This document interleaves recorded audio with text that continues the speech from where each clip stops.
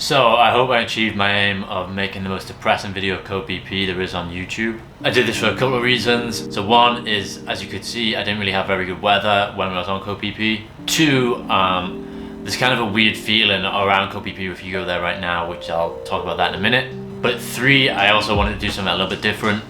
Most people, when they make YouTube videos about these places, it's really trying to show how much of a great time everyone's having, and how good everything is. So I wanted to do something that was at least trying to do something a little bit different. If I'm going to waste my time making YouTube videos for no one to watch, I've got to at least try to do something a little bit different. I also think it like kind of represents the feeling around Koh Phi Phi right now. Obviously everywhere in Thailand right now is suffering because there's no tourists around. If you're living in Thailand right now, at least for a short while, you are a little bit excited about going to all these places when there's no tourists. And for us, Koh Phi Phi was one of those places. We thought, let's get to Koh Phi Phi, let's see what it's like when no one's around, we'll have the whole place to ourselves, this will be great. But actually when you get there, there's just a strange feeling. It feels like it should have loads of people there. It feels like it should be full of people partying. And so it kind of feels weird, it's a little bit depressing. You're walking around, the people in the hotels are bored, there's nothing to do. Clearly loads of people have left the island because they've gone to work there. So there is a bit of a sad feeling. That's not to say it's all bad. We had a great time when we stayed there. We were there for about a week. And part of it, the weather was really good. The only problem is now a lot of stuff is closed. So we mainly just chill on the beach. And we would walk around, but there's not a lot going on. There's not a lot of partying going on. We stayed on Viking Beach, which I think was a pretty good location.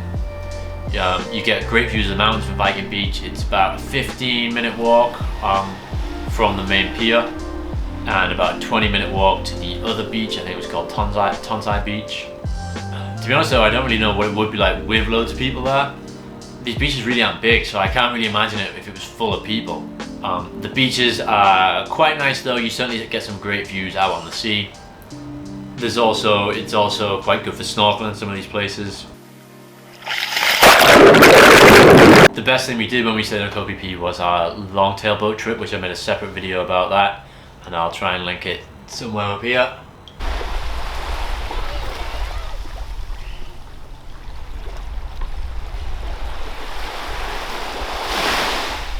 So most of what you can see in the video at the beginning is us on the day we did the Viewpoint Hike.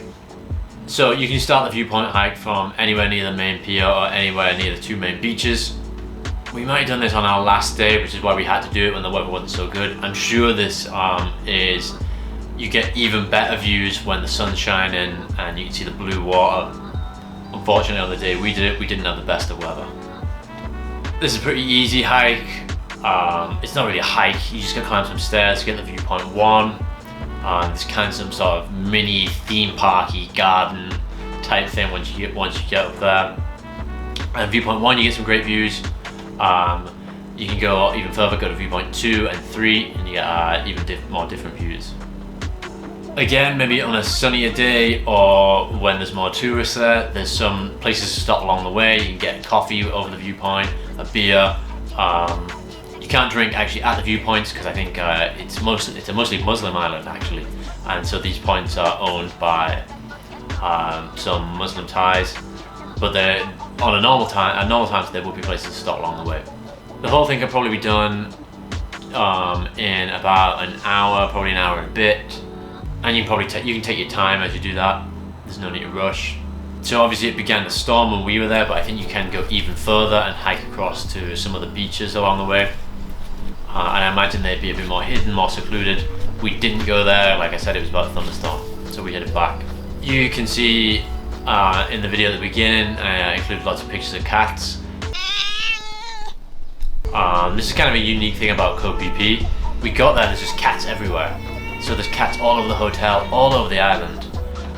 Which is a nice change because in Thailand you usually get soy dogs or street dogs hanging around everywhere. So the street cats were certainly a lot nicer. Look, I'm so happy with these kitties right here. Look, 1, 2, 3, 4, 5. There's 7 kitties in my eyesight right now. So my final point on Koh Phi Phi, I think it's definitely still worth going. The view's beautiful.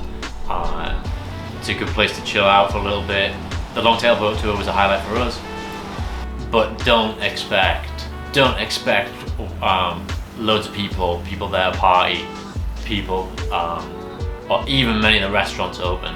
You're gonna find a lot of differences from the TripAdvisor recommendations you read 2 years ago.